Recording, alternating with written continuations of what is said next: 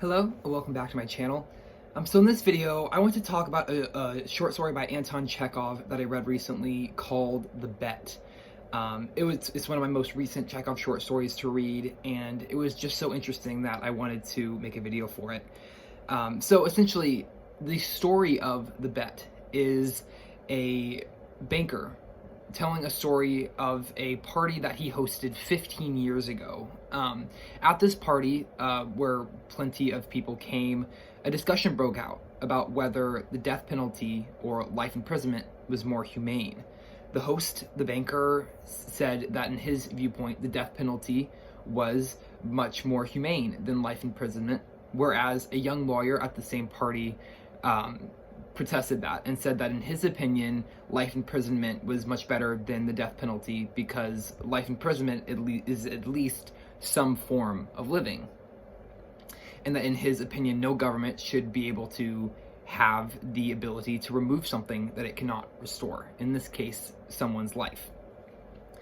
So through this conversation, basically all the other members of the party sort of fade out, and we're left with the banker and this young lawyer talking back and forth their opinions on this subject. Through the course of this subject, the lawyer says that he can prove that the life sentence is more humane than the death sentence by voluntarily going into solitary confinement for a period of 15 years.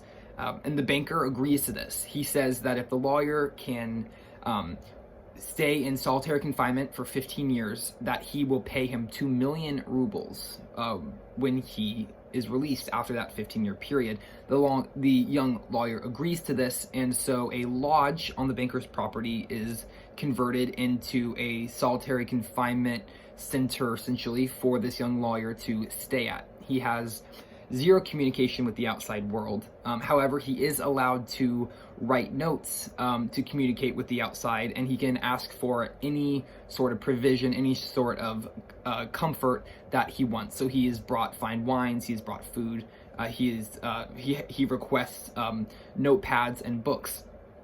And for the first decent portion of the young lawyer's isolation period, he suffers from intense loneliness and depression, but slowly he starts to find the power that there is in being alone and being separated from other people. He starts to request books on very specific topics that he has always wanted to learn about.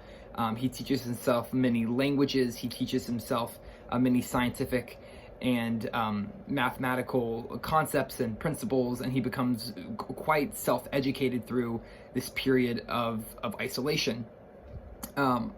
As the days come closer to the end of his 15 years, the banker starts to come under financial troubles. At the start of the story, he was incredibly successful, he was quite wealthy. However, now towards the end of this 15-year period, he is suffering greatly in business, and he is losing much of his wealth. He's afraid that he will not be able to pay the 2 million rubles to the young lawyer when he comes out of the bet, because it will bankrupt him, and it will be his undoing if he goes through with his promise of giving 2 million rubles to this young lawyer after 15 years. And so on the morning of the day of the young lawyer's release, the banker sneaks into the lodge, and he plans to kill the lawyer. He wants to end the bet, so he's just going to go in and smother him as he sleeps with a pillow.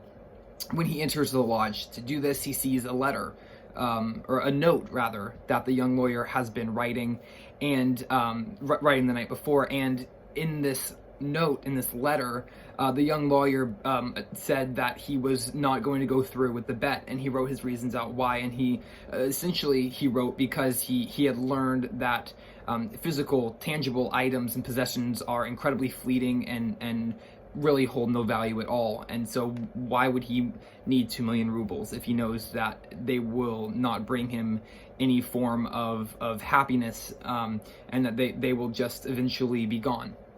And so the banker sees this note. He sees that the young lawyer is not planning on going through with it. And so obviously he does not go through with his planned murder either, and he retreats back to his house. And later on that day, once he wakes up again, this event happened quite early in the morning. So later on in the morning, once the banker wakes up, he is alerted by one of the guards of the lodge that the young lawyer had crawled out of the window and had essentially run away. Of course, the banker wants to save face on this bet because all of the other attendees at this party were present to the announcement of the 2 million ruble prize, and so he doesn't want to come across as a liar, as someone who didn't follow through with his bets. And so he takes the note from the young lawyer's lodge and locks it away in a safe, so that no one can see that he was going to forfeit the prize. And essentially he cancels off the entire bet in order to not have to present the money, because the young lawyer has left, and sort of he puts it back on him instead of taking any responsibility for the bet. It's an incredibly fascinating short story. It deals with a lot of very interesting discussion and debate points. And obviously it's Chekhov's writing, and so the characters are incredibly human. They are quite detailed for being a short story. They are quite well developed as well for being a short story. It's a very enjoyable piece, and it brings up a lot of very interesting discussion points. So that was sort of my synopsis recap of The Bet by Anton Chekhov. If you have any comments you would like to leave, please feel free to do so. As always, thank you so much for watching, and I'll see you in the next video. Bye for now.